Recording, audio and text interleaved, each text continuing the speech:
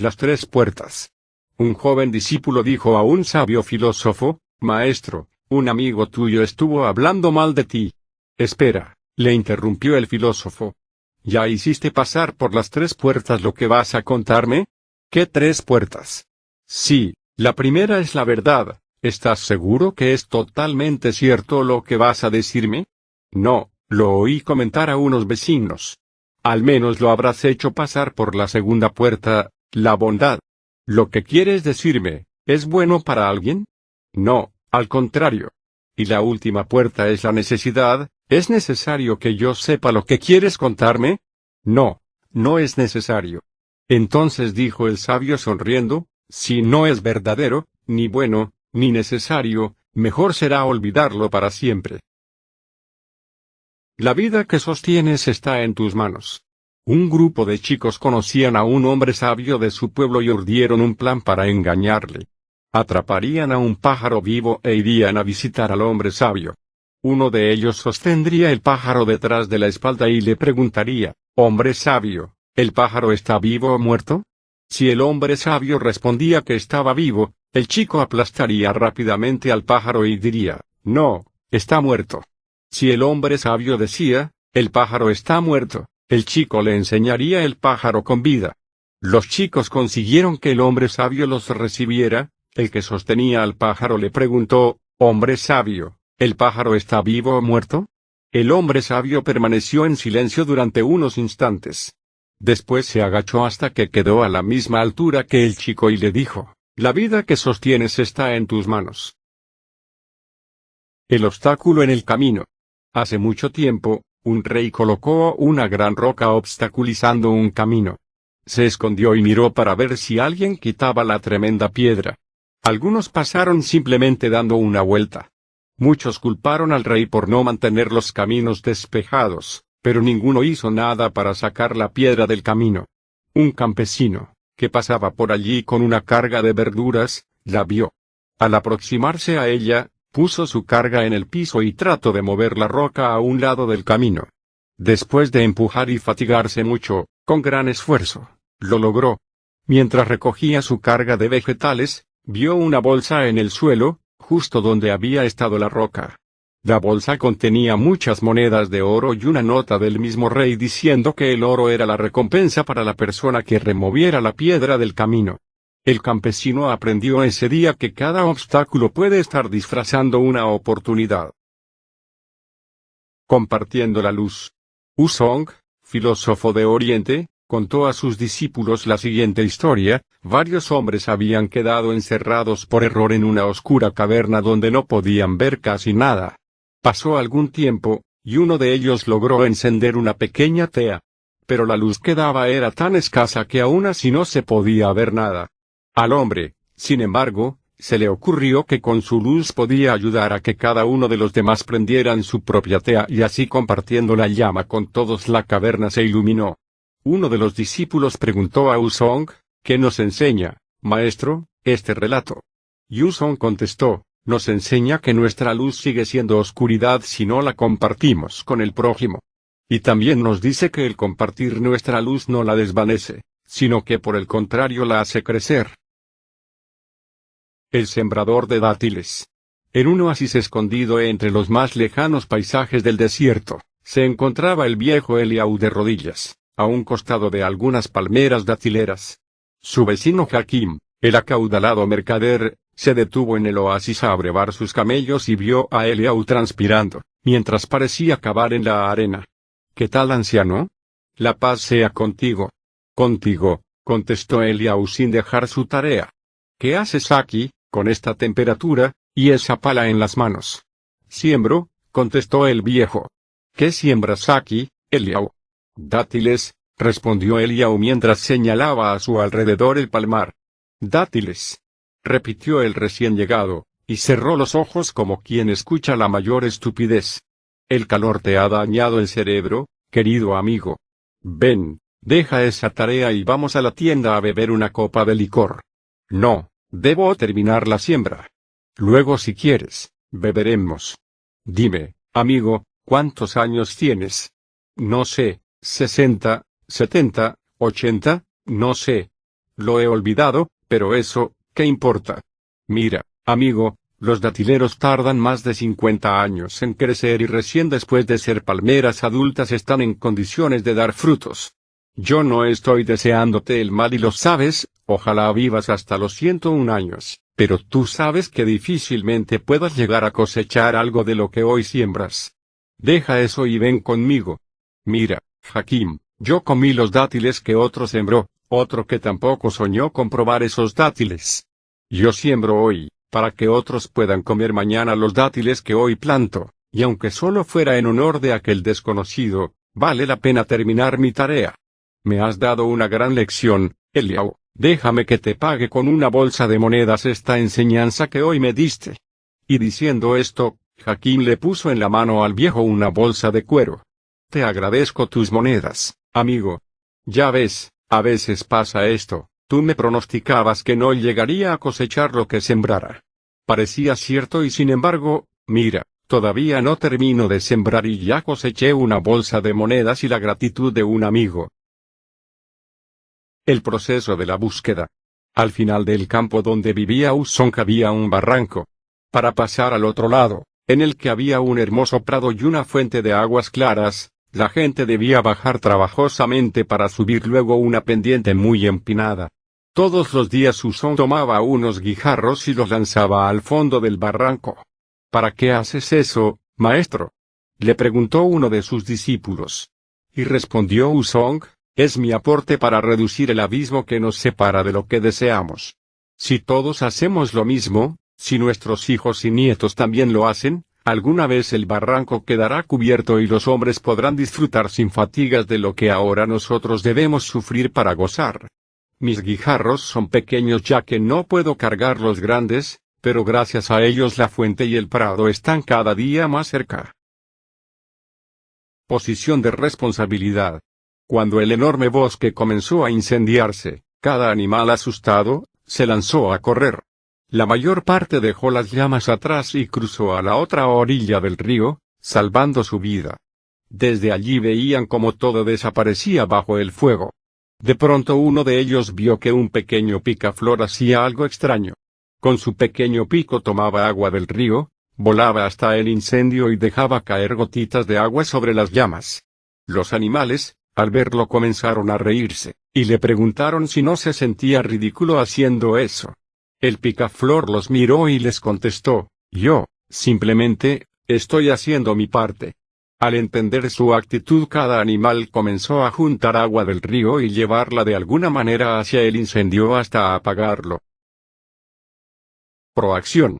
Hay un viejo cuento con 4 personajes, todos, alguien, cualquiera y nadie. Ocurre que había que terminar un trabajo muy importante para el día siguiente. Todos sabían que alguien lo haría. Cualquiera podría haberlo hecho, pero en realidad nadie lo hizo. Alguien se enojó cuando se enteró de lo sucedido, porque le hubiera correspondido hacerlo a todos. El resultado fue que todos creían que lo haría cualquiera y nadie se dio cuenta de que alguien no lo haría. ¿Quieren saber cómo termina esta historia? Alguien reprochó a todos porque en realidad nadie hizo lo que hubiera podido hacer cualquiera. Elecciones. Jerry era el tipo de persona que uno no puede dejar de amar. Siempre estaba de buen humor y tenía algo positivo para decir. Era un motivador natural. Si alguien tenía un mal día, Jerry estaba ahí para decirle cómo ver el lado positivo de la situación. Su estilo realmente me causó curiosidad. Así que un día lo fui a buscar y le pregunté, ¿cómo es posible ser una persona positiva todo el tiempo? ¿Cómo lo haces? Y él respondió, cada vez que sucede algo malo, me digo a mí mismo, Jerry, tienes 2 opciones, puedes escoger entre ser una víctima o aprender de eso, elijo aprender. Cada vez que alguien se queja, puedo aceptar su queja o puedo enseñarle el lado positivo de lo que trae, elijo buscar el lado positivo. Varios años más tarde, me enteré que Jerry había sido baleado en un asalto. Me encontré con él 6 meses después del accidente y cuando le pregunté cómo estaba, me respondió, mejor imposible. Le pregunté qué pasó por su mente cuando se encontró baleado y tirado en el piso. Contestó, lo primero que pensé es que podía elegir vivir o podía elegir morir. Elegí vivir, y cuando los médicos me llevaban en la ambulancia y vi las expresiones en sus caras, realmente me asusté. Podía leer en sus ojos: es hombre muerto. Supe entonces que debía comunicarles mi elección. ¿Qué hiciste?, pregunté. Bueno, mientras uno de los médicos me preguntaba si era alérgico a algo, yo le dije: sí, a quedarme sin la posibilidad de elegir. En este momento estoy escogiendo vivir, trátenme como si tuviera esa probabilidad. Puntos de vista. Un relato de origen chino describe la vida de un campesino que era considerado muy próspero porque era dueño de un caballo que utilizaba para arar la tierra y trasladarse. Un día un rayo rompió la entrada del corral y el animal se escapó. Los vecinos, al enterarse, fueron a verle apenados por la pérdida, diciéndole: «¡Qué mala suerte ha tenido, vecino! De no ser por esta tormenta no habría perdido su único caballo». El campesino simplemente dijo: «¿Buena suerte? ¿Mala suerte? Solo son puntos de vista». Unos pocos días después, el animal volvió acompañado de 2 caballos salvajes de las montañas. Todos los vecinos se regocijaron por su buena fortuna y fueron a felicitarlo por su buena suerte. El campesino solo dijo: «¿Buena suerte? ¿Mala suerte? Solo son puntos de vista». Al día siguiente, el hijo del campesino trató de montar a uno de los caballos salvajes. El animal lo tiró y el joven se quebró una pierna. Debió ser entablillado y se le indicó guardar cama por un par de meses. Naturalmente todos los vecinos ofrecieron su consuelo por la mala fortuna. Y el campesino nuevamente dijo: «¿Buena suerte? ¿Mala suerte? Solo son puntos de vista». Una semana más tarde, los oficiales de reclutamiento llegaron al lugar para alistar a los jóvenes para el ejército, ya que se había desatado una guerra en las fronteras de la China. Ellos rechazaron al hijo del campesino porque tenía la pierna fracturada. Cuando los vecinos le dijeron lo afortunado que era porque su hijo no había sido alistado, el campesino contestó: «¿Buena suerte? ¿Mala suerte? Solo son puntos de vista». Declaraciones. Extenuado, el caminante se desplomó a la sombra de un árbol. «Necesito agua», pensó. «Este debe ser un lugar donde el agua abunda», pensaba mientras imaginaba con todo detalle el agua recorriendo su garganta reseca. Abrió los ojos y vio que, en efecto, muy cerca había un estanque de agua clara. Bebió hasta saciarse y siguió con sus fantasías: un poco de pan, un jergón donde descansar mis huesos molidos, un abrigo para el frío de la noche. Uno a uno los pensamientos de su mente se concretaban. Ya adormecido pensó: «No puede ser que todo esto bueno me esté ocurriendo a mí, debe ser cosa del demonio». Por cierto, el demonio también apareció y le dio muerte al peregrino. Si en lugar de pensar eso hubiera pensado: «Debo merecer toda esta abundancia y estoy agradecido por haberla recibido», hoy estaría vivo. Cuento árabe sobre la amistad. A un oasis llega un joven, toma agua, se asea y pregunta a un anciano que se encuentra descansando: «¿Qué clase de personas viven aquí?». El anciano le pregunta: «¿Qué clase de gente había en el lugar de donde tú vienes?». «Un montón de gente egoísta y malintencionada», replicó el joven. «Estoy encantado de haberme ido de allí». A lo cual el anciano comentó: «Lo mismo habrás de encontrar aquí». Ese mismo día otro joven se acercó a beber agua al oasis y viendo al anciano preguntó: «¿Qué clase de personas viven en este lugar?». El viejo respondió con la misma pregunta: «¿Qué clase de personas viven en el lugar de donde tú vienes?». «Un magnífico grupo de personas, honestas, amigables, hospitalarias. Me duele mucho haberlos dejado». «Lo mismo encontrarás aquí», respondió el anciano. Un hombre que había escuchado ambas conversaciones le preguntó al viejo: «¿Cómo es posible dar 2 respuestas tan diferentes a la misma pregunta?». A lo cual el viejo contestó: «Cada uno de nosotros solo puede ver lo que lleva en su corazón. Aquel que no encuentra nada bueno en los lugares donde estuvo no podrá encontrar otra cosa aquí. Solo tienes poder sobre la actitud mental y tus creencias, y ellas son las que generan tu espacio de acción. Los pensamientos crean la realidad en que vivimos». La increíble historia de la milla. Durante miles de años, la gente sostuvo la creencia de que era imposible para un ser humano recorrer una milla de distancia en menos de 4 minutos. En 1954, sin embargo, Roger Bannister rompió esta imponente barrera. Se dispuso a conseguir lo imposible, no solo mediante una excelente preparación física, sino también mediante la creación de referencias mentales que lo apoyaran en la creencia de que esto era posible. Nadie había sido capaz de hacerlo en toda la historia de la raza humana, pero un año después que Roger rompiera esa barrera, ya lo habían conseguido 37 competidores. Esta experiencia les proporcionó referencias lo bastante fuertes como para crear la sensación de certidumbre, creencia, de que ellos podían hacer lo imposible. Un año más tarde ya eran 300 los corredores que pudieron hacer lo mismo. Los 3 árboles. Había una vez 3 árboles en una colina de un bosque. Hablaban acerca de sus sueños y esperanzas. El primero dijo: algún día seré un cofre de tesoros. Estaré lleno de oro, plata y piedras preciosas. Estaré decorado con labrados artísticos y tallados finos, todos verán mi belleza. El segundo árbol dijo: algún día seré una poderosa embarcación. Llevaré a los más grandes reyes y reinas a través de los océanos, e iré a todos los rincones del mundo. Todos se sentirán seguros por mi fortaleza, destreza sobre las aguas y mi poderoso casco.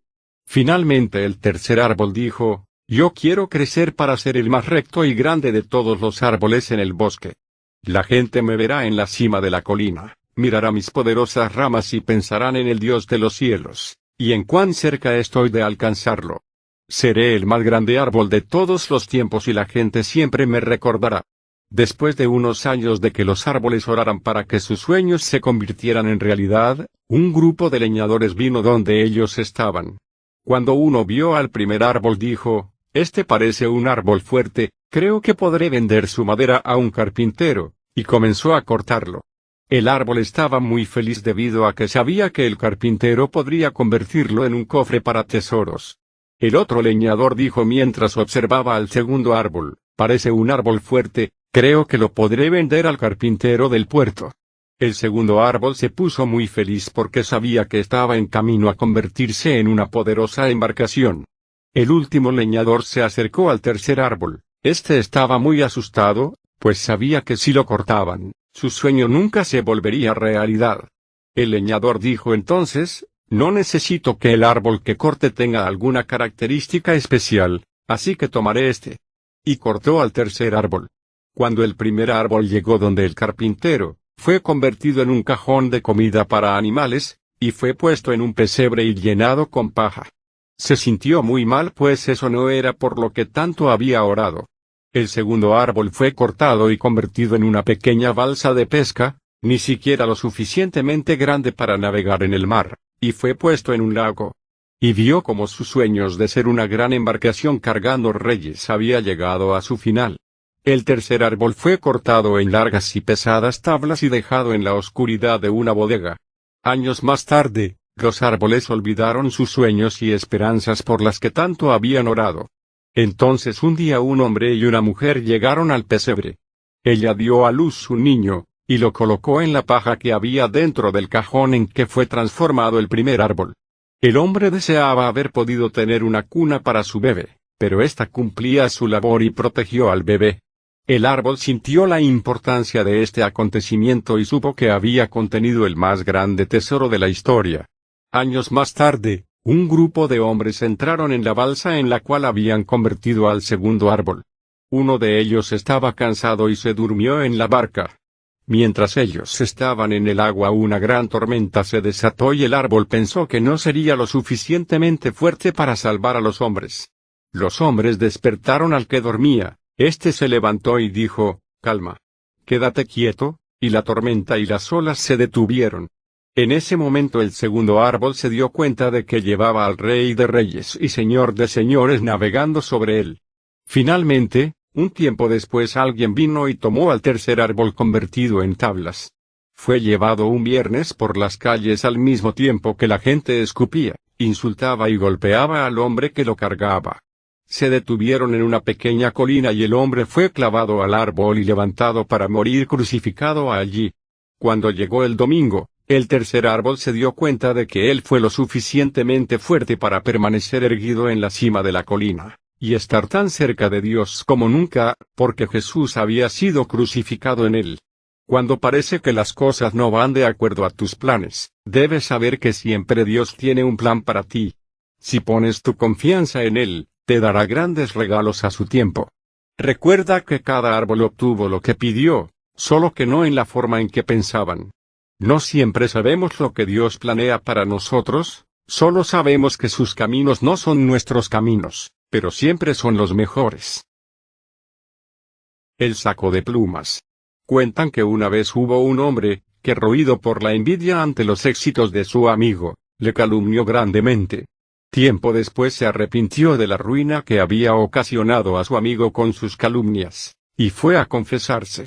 Ya una vez en el confesionario y después de haber confesado su pecado, pecado grave contra el séptimo mandamiento, como le dijo el confesor, pues usted le ha robado a su amigo, el valor más grande que una persona tiene ante la sociedad, como son su dignidad, su reputación, su derecho a la buena fama, y contra el octavo mandamiento, pues lo que usted dijo de él son solo calumnias. Le preguntó al sacerdote, ¿cómo puedo reparar todo el mal que he hecho a mi amigo? ¿Qué puedo hacer? A lo que el sacerdote le respondió, tome un saco lleno de plumas y suéltelas por donde quiera que vaya. Y una vez que lo haya hecho, vuelva, que Dios le acompañe.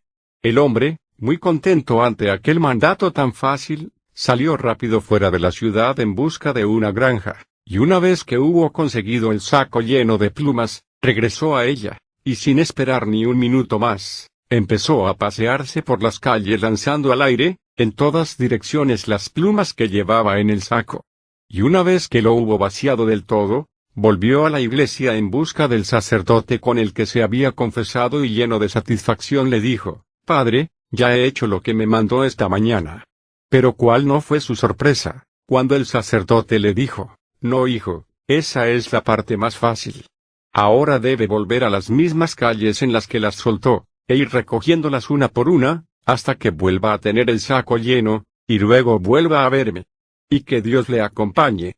El hombre se sintió muy triste, pues sabía lo que eso significaba. Y por más empeño que puso no pudo juntar casi ninguna. Al volver a la iglesia al día siguiente, se lo explicó al sacerdote con una profunda pena y un verdadero arrepentimiento, pero éste le dijo, así como no pudo juntar las plumas que usted soltó porque se las llevó el viento, asimismo la calumnia que usted lanzó contra su amigo, voló de boca en boca y su amigo jamás podrá recuperar del todo la fama, la reputación que usted le quitó. Lo único que usted puede hacer es pedirle perdón a su amigo, y hablar de nuevo con todas aquellas personas ante las que lo calumnió, diciéndoles la verdad, para reparar así en la medida de lo posible el daño que le ha causado a su amigo y para tratar de restituirle en la medida que pueda su fama, su reputación.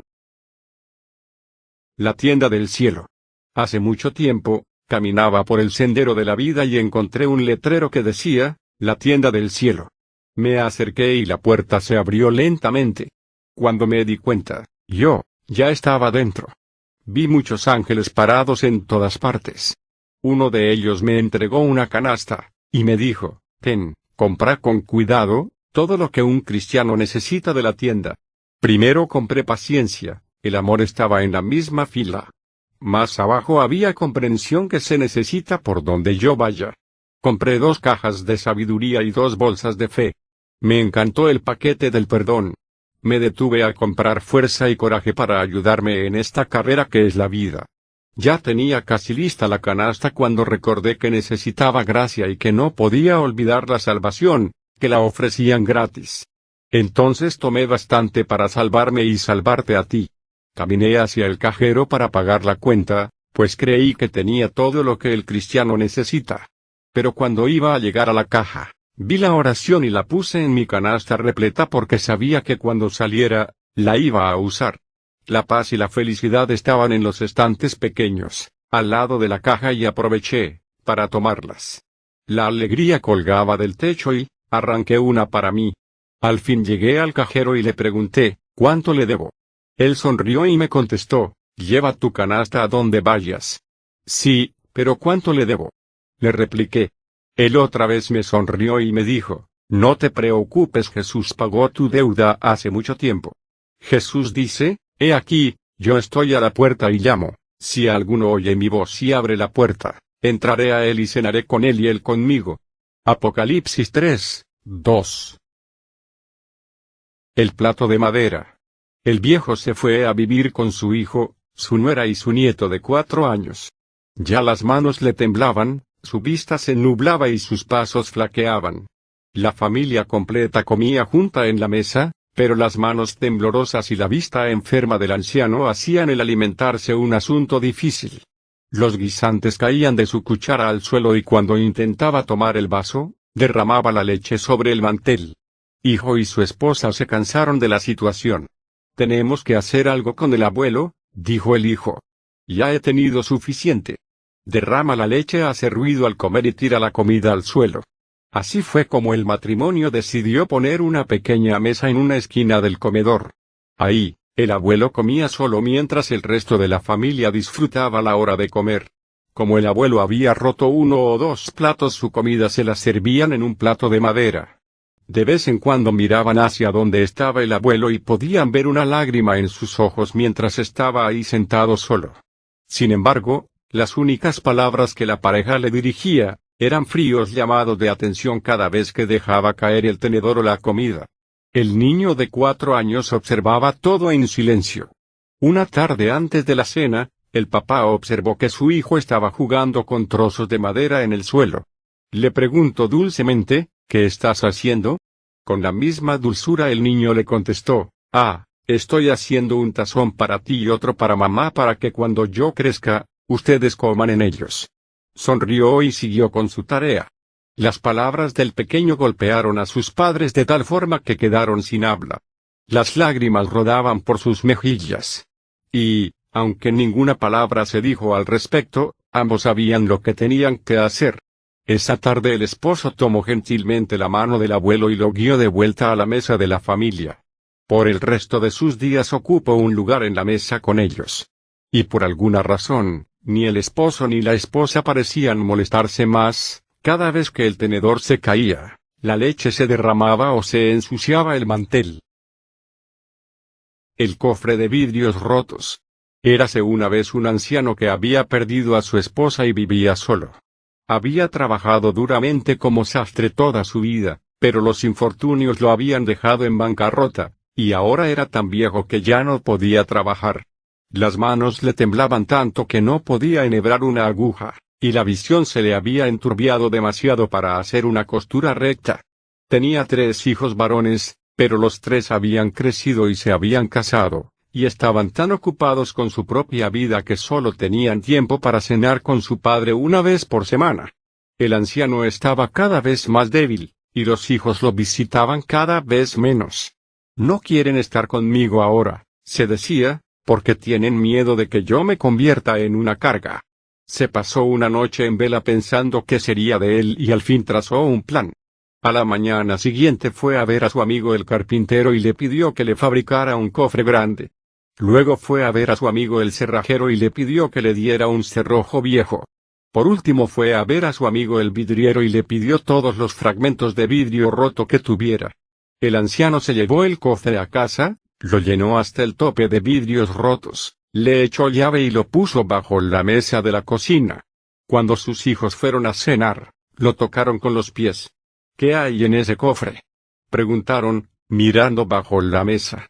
Oh, nada, respondió el anciano, solo algunas cosillas que he ahorrado. Sus hijos lo empujaron y vieron que era muy pesado. Lo patearon y oyeron un tintineo. Debe estar lleno con el oro que ahorró a lo largo de los años, susurraron. Deliberaron y comprendieron que debían custodiar el tesoro. Decidieron turnarse para vivir con el viejo, y así podrían cuidar también de él.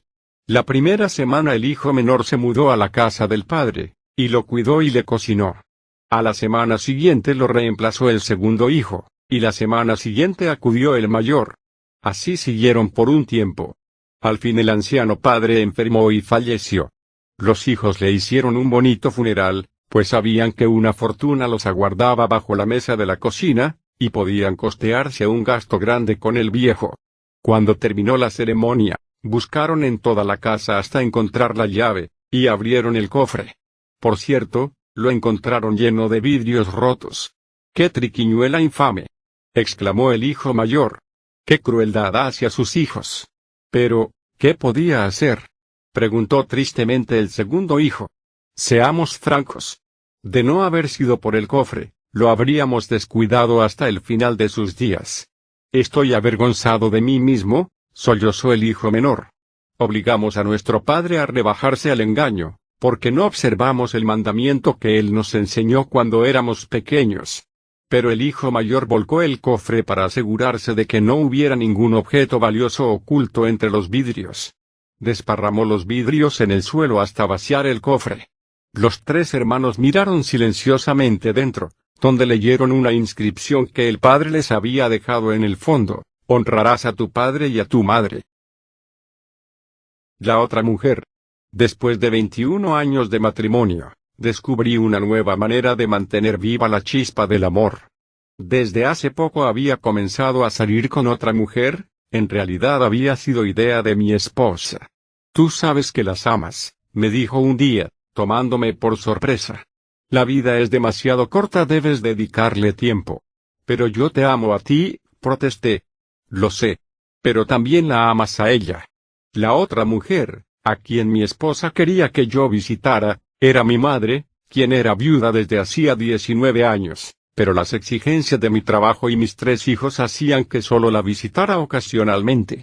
Esa noche la llamé para invitarla a cenar y al cine. ¿Qué te ocurre? ¿Estás bien?, me preguntó. Mi madre es el tipo de mujer para quien una llamada tarde en la noche, o una invitación sorpresiva es indicio de malas noticias. Creí que sería agradable pasar algún tiempo contigo, les respondí. Los dos solos. Reflexionó sobre ello un momento. Me agradaría muchísimo, dijo. Ese viernes, mientras conducía para recogerla después del trabajo, me encontraba algo nervioso. Era el nerviosismo que antecede a una cita y, por Dios, cuando llegué a su casa, advertí que ella también estaba muy emocionada con nuestra cita.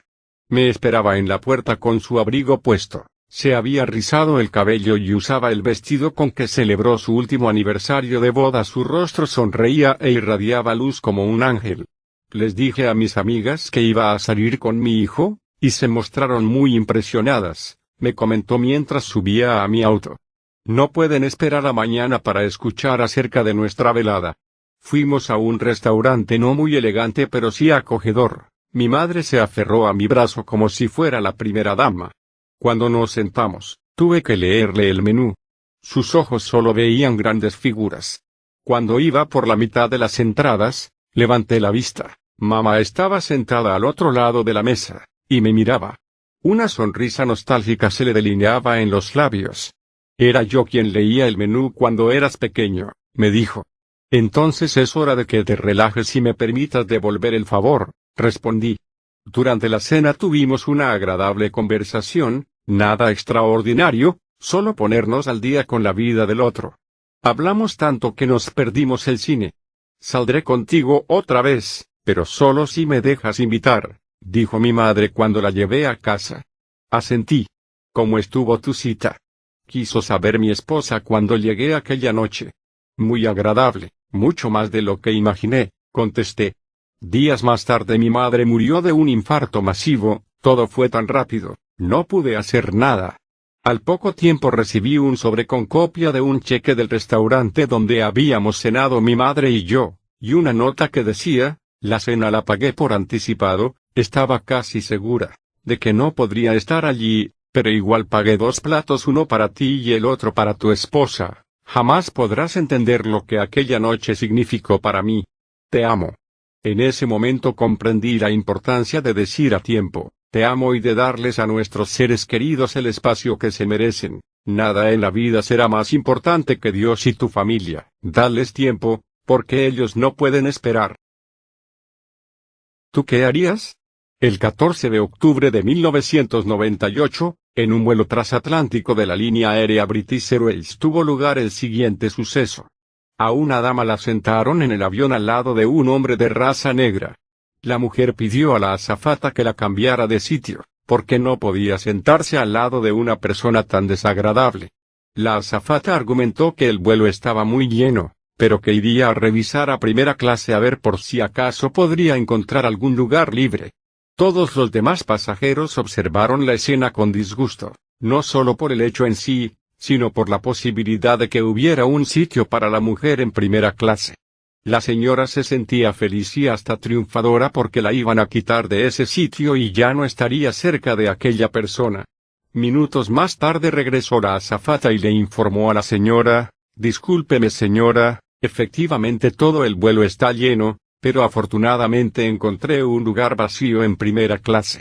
Sin embargo, para poder hacer este tipo de cambios le tuve que pedir autorización al capitán. Él me indicó que no se podía obligar a nadie a viajar al lado de una persona tan desagradable». La señora, con cara de triunfo, intentó salir de su asiento, pero la azafata en ese momento de voltea y le dice al hombre de raza negra: «Señor, ¿sería usted tan amable de acompañarme a su nuevo asiento?». Todos los pasajeros del avión se pararon y ovacionaron la acción de la azafata. Ese año, la azafata y el capitán fueron premiados y gracias a esa actitud, la empresa British Airways se dio cuenta que no le había dado demasiada importancia a la capacitación de su personal en el área de atención al cliente. La empresa hizo cambios de inmediato. Desde ese momento en todas las oficinas de British Airways se lee el siguiente mensaje: «Las personas pueden olvidar lo que les dijiste, las personas pueden olvidar lo que les hiciste, pero nunca olvidarán cómo los hiciste sentir». Come la fruta. El maestro Sufi contaba siempre una parábola al finalizar cada clase, pero los alumnos no siempre entendían el sentido de la misma. «Maestro», lo encaró uno de ellos una tarde, «tú nos cuentas los cuentos pero no nos explicas su significado». «Pido perdón por eso», se disculpó el maestro. «Permíteme que en señal de reparación te convide con un rico durazno». «Gracias maestro», respondió halagado el discípulo. «Quisiera, para agasajarte, pelarte tu durazno yo mismo. ¿Me permites?».